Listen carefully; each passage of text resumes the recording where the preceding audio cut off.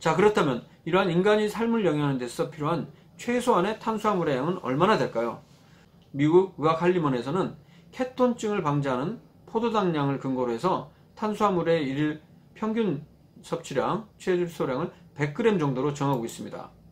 하루 50g 미만의 탄수화물을 섭취하게 되는 경우 앞서 말씀드린 케톤증이 발생을 하게 되고요. 우리나라의 경우에는 2008년에서 2012년 국민건강영양조사 결과 보면 우리나라의 경우 탄수화물 314g 정도 섭취를 하고 있습니다.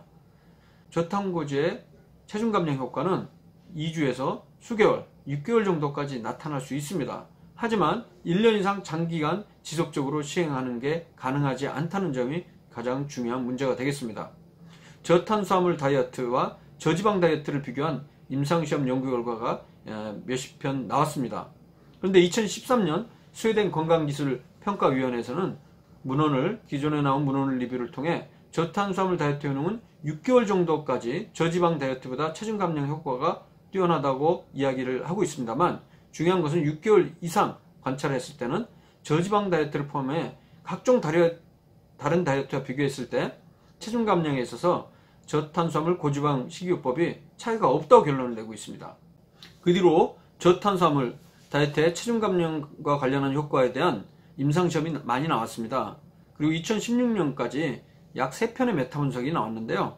그 결과는 저지방 다이어트와 비교했을 때 6개월 이후 장기간 체중 감량은 저지방 다이어트에 비해 크게 뛰어나지가 않아서 임상적인 측면에서 뛰어난 효과라고 볼 수는 없습니다.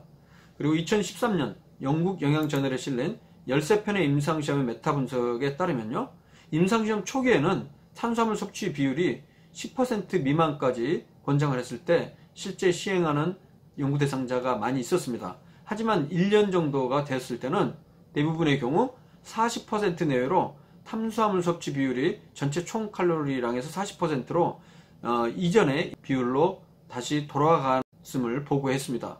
또 하나는 2016년 영국 영양저널에 실린 11편의 임상시험을 종합한 메타 분석 결과 저탄수화물 다이어트는 저지방 다이어트와 비교했을 때 체중 감량 효과가 더 있었지만 문제는 나쁜 콜레스테롤, 즉 LDL 콜레스테롤 수치가 올라가는 것으로 나타났습니다. 실제 그 MBC 스페셜에서 방송했던 그 내용도 보면 참가자 중에도 나쁜 콜레스테롤 수치가 200 이상 높아지는 경우가 나왔습니다. 근데 만약 이 지방 섭취 비율을 70%까지 극도로 높이는 것을 지속적으로 시행을 한다 그러면 이러한 나쁜 콜레스테롤 수치는 더 높아질 수 있을 것입니다. 그리고 일부 실험 연구와 임상 사례에서는 오히려 인슐린에 대한 민감성이 떨어져서 식후 혈당이 오르거나 요산 수치가 오른다는 보고도 있습니다. 마지막으로 물론 지방의 누명, 즉 지방은 이전까지 비만이나 심혈관 질환, 암 등의 주요 질병의 주범으로 인식이 되었었습니다. 하지만 최근 수십 년 동안의 연구 결과를 보면요, 일종의 누명을 쓰고 있었다는 지적에 대해서 동의할 수 있는 그런 결과가 나와 있습니다.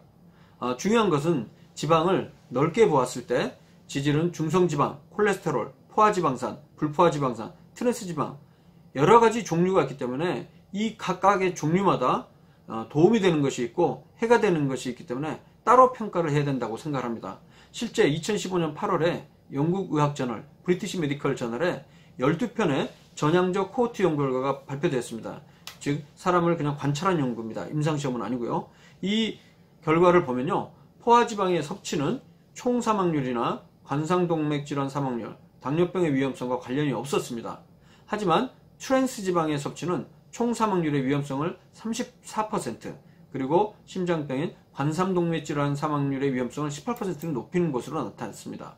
그리고 2016년 8월에 미국 의학협회지 내과학의 하버드 대학교 보건대학원에서 대규모 관찰 연구, 코호트 연구를 시행했는데요.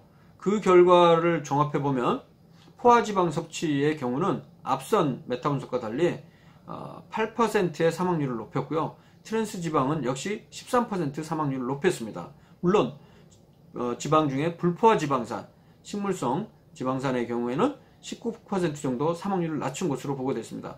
결론을 말씀드리면 지방은 지금까지 누명을 받아왔던 건 사실입니다. 하지만 지방 중에서 트랜스지방이나 포화지방의 섭취는 우리 건강에 특히 심혈관 질환의 위험성을 높일 가능성이 있기 때문에 이러한 섭취는 줄여야 되고요. 불포화 지방산 섭취는 늘린 것은 도움이 됐다고 볼 수 있겠습니다. 결론적으로 요약하면 저탄고지는 탄수화물을 극도로 제한하고 따라서 전체적인 칼로리가 줄기 때문에 단기간 체중 감량 효과를 볼 수 있습니다. 하지만 우리나라 현실에서 음식을 가려 먹어야 하고요. 이 다이어트를 위해서 밥이나 빵이나 면 등의 탄수화물의 음식은 먹지를 못하거나 혹은 극도로 줄여야 하기 때문에 현실적으로 우리나라 식단 상황에서는 실행하기가 쉽지 않습니다. 그리고 초기에 두통이나 변비, 설사, 입냄새, 피부발진 등 부작용도 있고요. 장기간 봤을 때 신장 결석의 위험성도 높아질 수 있습니다. 더욱더 중요한 것은 심혈관 질환이나 여러가지 사망률의 위험성이 높아질 가능성이 잠재적으로 있기 때문에 이것을 1년, 2년, 3년 계속 시행하는 것도 어렵지만 계속 시행을 했을 때 잠재적 위험성, 부작용 위험성이 있기 때문에 권장할 수가 없습니다. 그래서 고지방 저탄수화물 다이어트는 효능과 부작용 여부가 의학적으로 아직까지 입증되지 않은 수많은 유행 다이어트 중 하나에 불과합니다. 근거가 확실히 확립되지 않은 고지방 저탄수화물 다이어트에 노력이나 시간, 비용을 낭비하지 말았으면 좋겠습니다. 대신에 현재까지 의학적으로 근거가 확립된 다이어트 방법인 음식을 골고루 섭취하고 그리고 양을 줄이고 규칙적인 운동을 시행할 것을 권고합니다.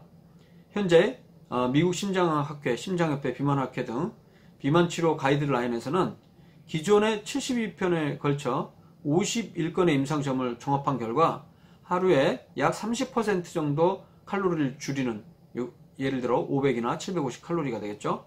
이러한 저칼로리 다이어트가 바로 표준 체중 감량에 도움이 되는 것으로 확실히 입증이 되었습니다. 그래서 지금 현재 저탄고지 다이어트의 경우는 탄수화물의 섭취를 10% 정도로 줄이고 나머지 지방의 섭취를 약 70%까지 높이는 것인데요. 이러한 그 비율은 현재까지 표준 권고안과 다릅니다. 탄수화물은 50에서 60% 유지하시고 지방과 단백질은 약 25% 그리고 15% 정도로 유지하는 표준 다이어트 시행할 것을 권고드리고요.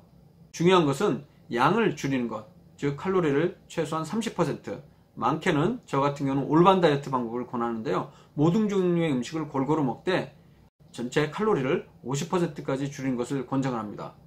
그래서 지금 현재 여러 가지 많은 각종 다양한 다이어트 방법인데요. 이러한 다이어트 방법들의 공통점은 칼로리가 적기 때문에 초기에는 어느 정도 체중 감량에 성공을 할 수가 있습니다. 하지만 3 내지 6개월 이상 장기간 시행하는 것들은 현실적으로 가능하지 않기 때문에 현재 표준적인 다이어트 공고안, 즉 탄수화물을 60% 유지하고 나머지 지방을 25%, 단백질을 15%를 유지하면서 전반적인 양을 줄이는 방법으로 표준 체중을 유지할 수 있도록 권고합니다. 명순구TV, 지금까지 저탄수화물 고지방 식이요법에 대해서 알아봤습니다. 다음 시간에 더욱 유익한 내용으로 찾아뵙겠습니다. 감사합니다.